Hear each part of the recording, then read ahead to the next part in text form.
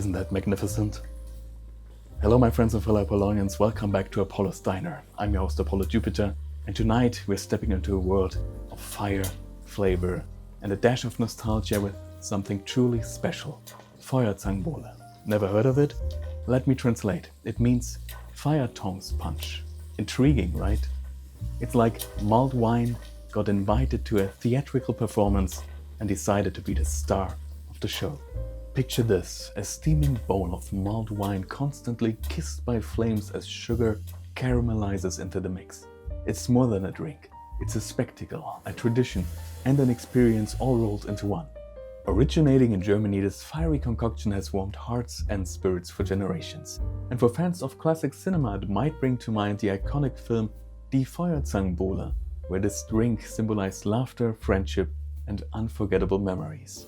So, whether you're here to try something new, to witness a fiery spectacle, or simply to share a cozy moment with friends and family, you're in for a treat. So let's light up the night with good vibes and great taste. Welcome to Apollo's Diner. Let's get started. What you'll need. In terms of tools, the most important tool here is the so-called fire tong. Originally it was part of fireplace tools used to grab coals when someone apparently had the glorious idea to grab a sugar cone, soak it in rum and burn it. Over time it evolved into this handy and way safer tool specifically made for placing a so-called sugar loaf inside of it. This tool is quite essential and should be found easily online.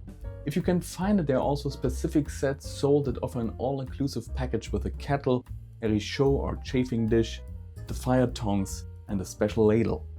Otherwise, you could also just use a normal pan and put the fire tongs on top. As you have already seen, I will use this wonderful set, which is actually a little family heirloom. Also, a little chafing dish or so-called richaud or kettle stand with a warmer, often used with candles or something similar. In this case, it's spirit. This will keep the wine warm while the sugar caramelizes into it. Ideally, use something where you can adjust the flame or heat accordingly, as we have to be careful to never actually boil the wine. A little ladle, ideally with an opening at the side, will help pour the rum later on. Also, please make sure that it's a fireproof material. Now to the ingredients themselves. The basic recipe itself is actually quite similar to the mulled wine video I shared with you a few weeks ago. So if you want to hear about the basics of making mulled wine and especially tips on how to choose the right wine for it, please feel free to check that video out. In short, you will need 2 bottles of mid-range dry red wine with low tannins and a fruity balance. It's definitely important to choose a dry red wine because the sugar cone itself will give more than enough sweetness later on. Also look out for the tannins, as too high tannin content will give you a bitter mulled wine later on. More on that in my mulled wine video. Furthermore, we will need the zest of a whole organic orange, the flesh of a peeled organic orange, the zest of half an organic lemon, 2 slices of peeled lemon, 4 cloves, 1 star anise, 2 cinnamon sticks, 2 allspice seeds, and ideally a paper tea bag to take the spices out after a while to avoid bitterness. Then we will need a high alcohol content rum. You should use something with at least 54% alcohol content, otherwise it will not burn properly. I will use a very special rum called Stroh 80, which is an Austrian specialty with a very unique flavor and even 80% alcohol. Don't worry about the alcohol of the rum too much though, as most of it will evaporate while burning anyway, so no worries, you won't be intoxicated within seconds. If you can get a fitting pourer for the bottle, it will make your life much easier when pouring the rum into the ladle later on. And last but not least, the star of the show, the so-called sugar loaf or sugar cone. You can get these in specialized stores or also on Amazon. Let's start the show! Start by preparing the fruits. Take a sharp knife and take the full zest of the orange and half the zest of the lemon, while avoiding the white layer because that is where all the bitterness lies. It's the reason we will also peel the fruit. Peel the orange and cut it into slices.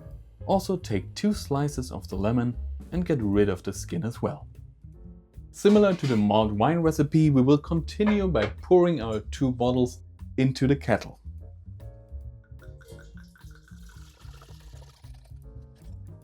Next, light up the Richaud and be careful that the wine doesn't start to boil. 55 degrees Celsius or 131 degrees Fahrenheit are a good number if you have a thermometer. Otherwise, just take care that the wine doesn't start to boil, because if that happens, then the alcohol will evaporate and also leave you with a very unpleasant taste afterward. Once the wine is warm enough, throw in all the fruit and spices. If you want, put the small spices into a tea bag first.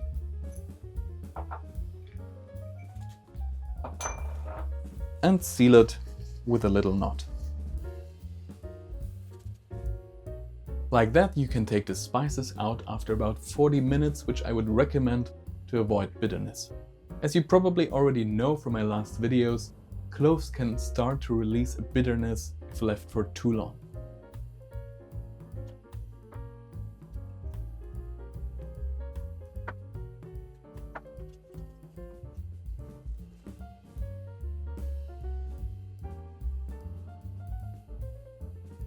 This is where the fun begins. Now sit down with your friends and family around the bowl, have some nice conversations, and prepare the sugar cone. Put the Fire-Tongs on top of the bowl and slowly soak the cone in rum. Don't overdo it, but you should be able to visibly see that the upper area of the cone is nicely coated in rum.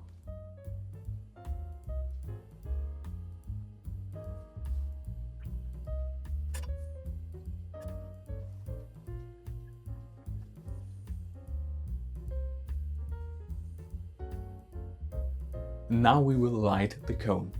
Please be very careful when handling fire. Never put your face directly over the cone. We don't want to turn into the roasted version of Anakin Skywalker. Also, never pour the rum directly over the cone, straight out of the bottle. The bottle may go boom. Always pour the rum into the ladle first and then pour it over the cone. Also get everything that could be burning out of the way and make sure that the ceiling is high enough. Now that we have the safety measures out of the way, it is time to start the show.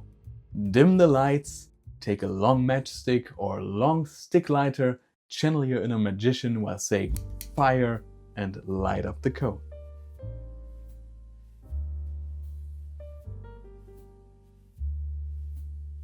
Sit down and enjoy the show as the sugar caramelizes into the mix. It is the perfect time for deep conversations or just some dreamy views into the fire. Make sure to always pour rum out of the ladle over the cone again once the flame diminishes. Ideally, it should never go out to avoid the sugar hardening. Sometimes, if the sugar hardens too much, you can use a little fork to loosen the surface again, then soak it again and light it up. Make sure to stir the mix once in a while to ensure that the sugar distributes evenly. Also, always keep an eye on the temperature and adjust the warmer as needed to keep the wine from boiling. A little anecdote. This tradition is especially beloved by university students in Germany during the winter and Christmas season to this day. It probably started around the late 19th century and gained wide popularity with the movie The Feuerzangenbowle in 1944. The movie is a humorous tale of four old men sitting around a Feuerzangenbowle and reminiscing about their school days. They decide that one of them, who was taught at home, should go back to school to experience those memories. What follows is an adventure full of mischief, love, and laughter. This movie was meant to bring some joy during hard wartime years and has become a beloved part of pop culture in Germany. Once 40 minutes have passed since you put the spices in, it is time to take them out if you want. Once the sugar cone has melted entirely, which can often take up something between 15 minutes to half an hour, or if it refuses to melt any further, which can sometimes happen, take off the Fire-Tongs and be careful as they will be hot. Now give the mix a little stir and start pouring it into your glasses. If you don't want fruit pieces in your drink, just strain it through a tea sieve directly into your glass. And now enjoy this wonderful concoction. Cheers!